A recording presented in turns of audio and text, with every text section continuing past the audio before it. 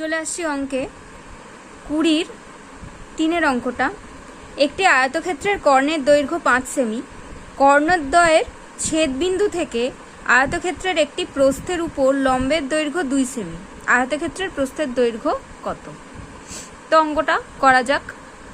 তো দেখো, আমি বিষয়টাকে একবার এঁকে নিচ্ছি। এটা হচ্ছে 20-3। দেখো, বলেছে যে একটি আয়তক্ষেত্রের দৈর্ঘ্য, একটি আয়তক্ষেত্রের কর্ণের দৈর্ঘ্য। একটা আয়তক্ষেত্র এঁকে নিলাম,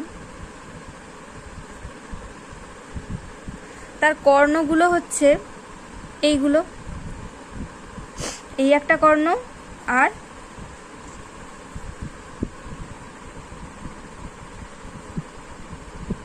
এই একটা কর্ণ। ওকে, আচ্ছা, নাম দিয়ে দিলাম এ বি সি ডি। ওকে, এবার বলেছে ওই কর্ণের দৈর্ঘ্যটা হচ্ছে 5 সেমি, আর কর্ণদ্বয়ের ছেদ বিন্দু থেকে আয়তক্ষেত্রের একটি প্রস্থের উপর লম্বের দৈর্ঘ্য 2 সেমি। আচ্ছা, প্রথমে আমরা এঁকে নিই কর্ণের দৈর্ঘ্য হচ্ছে 5 সেমি। দেখো, এখানে আমি তাহলে লিখে নিতে পারি এটা হচ্ছে 5 সেমি। তো যদি একটা কর্ণ 5 সেমি হয়, তাহলে অপর কর্ণটাও 5 সেমি হবে, কেননা দুটো কর্ণ সমান হয়, অর্থাৎ AC ইকুয়ালস টু BD। সুতরাং AC equals to BD equals to 5 সেমি। ওকে, এরপর আমাদের বলেছে যে এই যে দুটো কর্ণ আছে, কর্ণের ছেদবিন্দু কোনটা? এটা হচ্ছে ছেদবিন্দু, এটাকে আমি নাম দিলাম হচ্ছে O। এইখান থেকে একটা লম্ব অঙ্কন করতে হবে। কার ওপর? না, এই আয়তক্ষেত্রের এই প্রস্থটার ওপর। প্রস্থটা হচ্ছে সবসময় ছোট যেটা হয় সেটা হচ্ছে প্রস্থ হয়। তাহলে প্রস্থর ওপর একটা লম্ব অঙ্কন করতে হবে, যে এই লম্বটার দৈর্ঘ্য হচ্ছে 2 সেমি। ওকে, আর তারপর আমাদের জিজ্ঞেস করেছে এই পুরো প্রস্থটা কত, আয়তক্ষেত্রের প্রস্থ কত। তার মানে আমাকে বিসি বা এডি, যাই হোক, বিসিটা বার করতে হবে। ওকে, তো এবার আমি শুরু করছি। দেখো, আমাদের একটা উপপাদ্য আছে যে আয়তক্ষেত্রের বা চতুর্ভুজের কর্ণ দুটি পরস্পরকে সমদ্বিখণ্ডিত করে।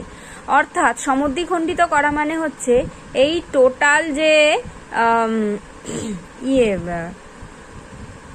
কর্ণটা আছে, এই যে দুটো কর্ণ আছে, এদের ছেদবিন্দু, মানে আমরা যে ছেদ করেছে, ও বিন্দুতে যে ছেদ করেছে, তো AO আর OC কিন্তু সমান।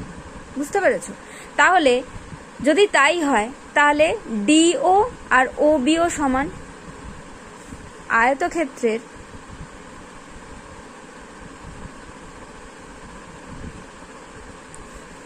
কর্ণ দুটি পরস্পরকে সমদ্বিখণ্ডিত করে। সুতরাং AO ইকুয়ালস টু OC বা DO ইকুয়ালস টু OB। এরা সবাই হচ্ছে, therefore AO equals to OC equals to DO equals to OB, এরা সবাই হচ্ছে 5/2 সেমি। কেন 5/2 সেমি? না, এই টোটালটা যদি 5 সেমি হয়, তাহলে এর হাফটা কত হবে? হাফটা হবে 5/2 সেমি। ওকে, 5/2 সেমি।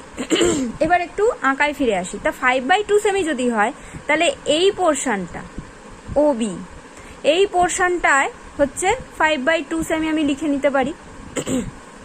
ওকে, তাহলে এই জায়গাটা হচ্ছে, এই লাইনটা পেয়ে গেলাম 5/2 সেমি, আর এই যে লম্বটা আছে সেটা আমাদের দেওয়াই হয়েছে 2 সেমি।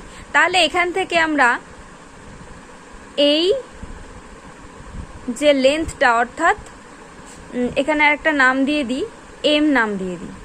এই যে এই বিন্দুটার নাম হচ্ছে M, ঠিক আছে? BM যে লেন্থটা, BM লেন্থটা হচ্ছে আমাদের বার করতে হবে। এবার একটা সূত্র আছে সমকোণী ত্রিভুজে, সেই সূত্রটা খাটে, সেটা হচ্ছে পিথাগোরাসের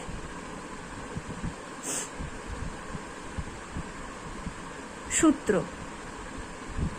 সূত্রটা কি না, লম্ব স্কোয়ার প্লাস ভূমি স্কোয়ার ইকুয়ালস টু অতিভুজ স্কোয়ার।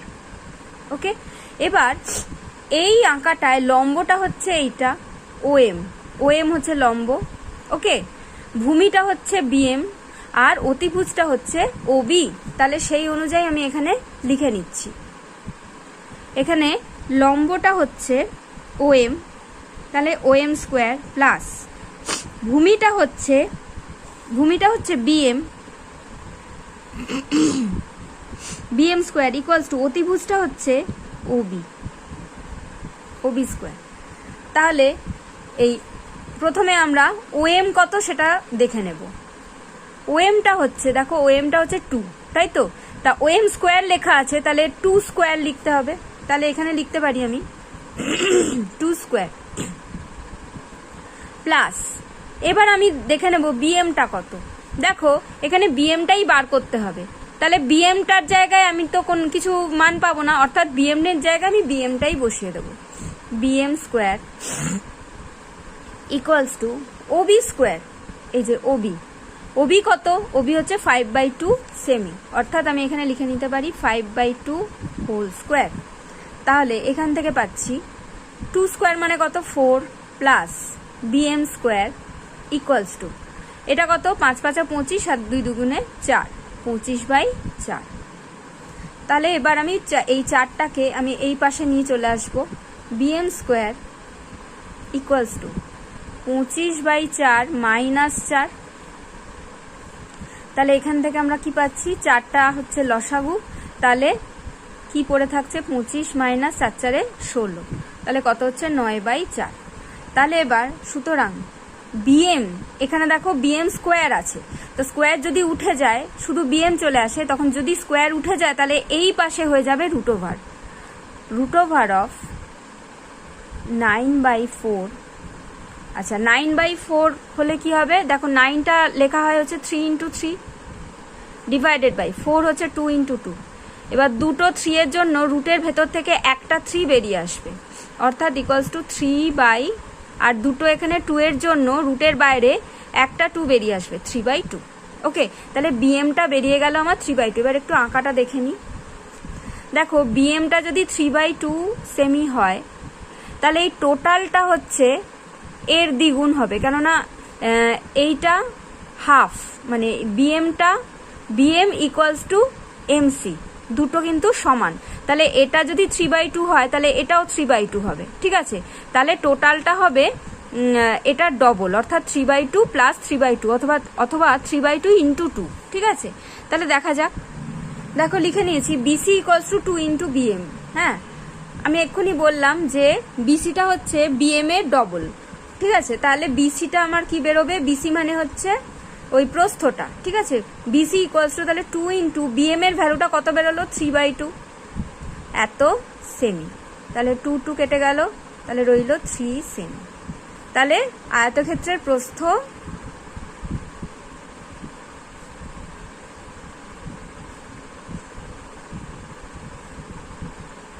3 সেমি, এটাই হচ্ছে আনসার। চলে আসছি পরের অঙ্কে 20-4-টায়।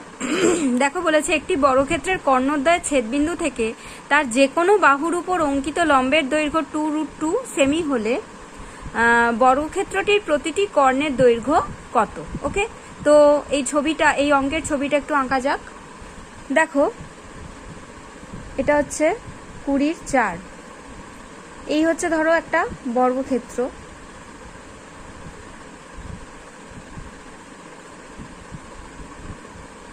বর্গক্ষেত্রটার নাম দিলাম ABCD। এবার এর দুটো কর্ণ আঁকছি, একটা হচ্ছে AC, একটা হচ্ছে BD। ওকে, এরা পরস্পর ও বিন্দুতে ছেদ করেছে, এটা হচ্ছে ও বিন্দু, ঠিক আছে? এবার বলা হয়েছে কর্ণদ্বয়ের ছেদবিন্দু থেকে তার যে কোনো বাহুর উপর অঙ্কিত লম্বের দৈর্ঘ্য 2√2 সেমি হলে বর্গক্ষেত্রটির প্রতিটি কর্ণের দৈর্ঘ্য কত। অর্থাৎ আমি এবার এই যে ছেদবিন্দুটা আমি এক্ষুনি দেখালাম, ছেদবিন্দুটা থেকে আমরা যে কোনো বাহুর উপর, বর্গক্ষেত্রের যে কোনো বাহুর উপর আমরা লম্ব অঙ্কন করব। দেখো এটা হচ্ছে ছেদবিন্দু, ছেদবিন্দুটা থেকে আমরা বর্গের যে কোনো একটা বাহুর উপর, এই বাহুটা অথবা এই বাহু, এই বাহু, এই বাহু, সব বাহুই তো সমান আমরা জানি বর্গক্ষেত্রের, কাজেই যে কোনো একটা বাহুর উপর একটা লম্ব অঙ্কন করলাম। এই লম্বটার নাম দিলাম ও কিউ, এটা হচ্ছে ও কিউ, আর এটার দৈর্ঘ্য বলে দিয়েছে 2√2 সেমি। ওকে, এবার আমরা একটু অঙ্কে চলে আসি। দেখো এই ছবিটায় এবিসিডি হচ্ছে বর্গক্ষেত্র, তার এসি আর বিডি হচ্ছে দুটো কর্ণ, এরা পরস্পরকে ও বিন্দুতে ছেদ করেছে, আর ও কিউটা হচ্ছে 2√2 সেমি। ওকে, এবার একটা জিনিস লক্ষ্য করো, ও কিউটা কিন্তু এবির ওপর লম্ব, আবার এই ডি এটাও কিন্তু এবির ওপর লম্ব, অর্থাৎ O Q R D A দুটোই কিন্তু এবির ওপর লম্ব। তাহলে আমরা এখানে লিখতে পারি চিত্রে এ বি সি ডি বর্গক্ষেত্রের এসি ও বিডি হলো দুটি কর্ণ এবং O Q equals to 2√2 semi. ওকে, আচ্ছা এবার আমি কি বললাম যে ও কিউটা হচ্ছে এবির ওপর লম্ব, ও কিউটা লম্ব হচ্ছে এবি এবং ডি এটাও হচ্ছে এবির ওপর লম্ব, এবং ডি এটাও হচ্ছে এবির ওপর লম্ব, ডি এটাও হচ্ছে এবির ওপর লম্ব। আর একটা জিনিস আমি দেখছি, ডি এটা হচ্ছে ও কিউ এর সমান্তরাল, ডি এটা হচ্ছে ও কিউ এর সমান্তরাল, তাহলে আমি লিখতে পারি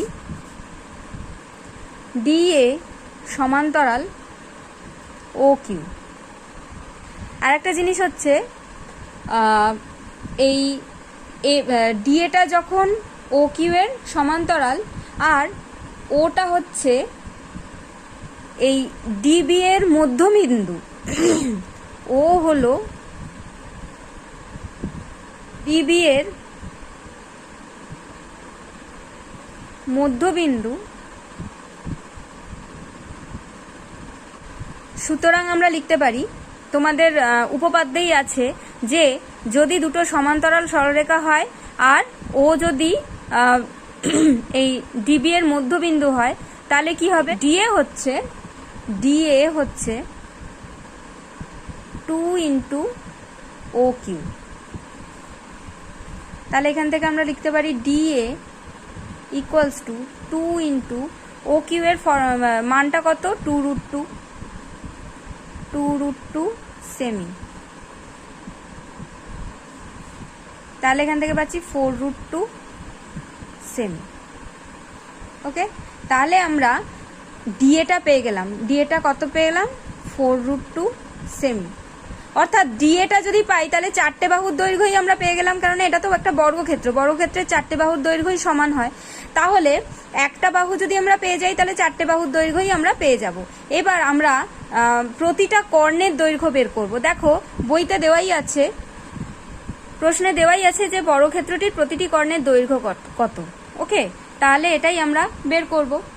তো আমরা এবার কর্ণের দৈর্ঘ্যের যে ফর্মুলা আছে, বর্গক্ষেত্রের কর্ণের দৈর্ঘ্যের যে ফর্মুলা আছে সেটা লিখে নেব। বর্গক্ষেত্রের কর্ণের দৈর্ঘ্য ইকুয়ালস টু বাহু √2 একক,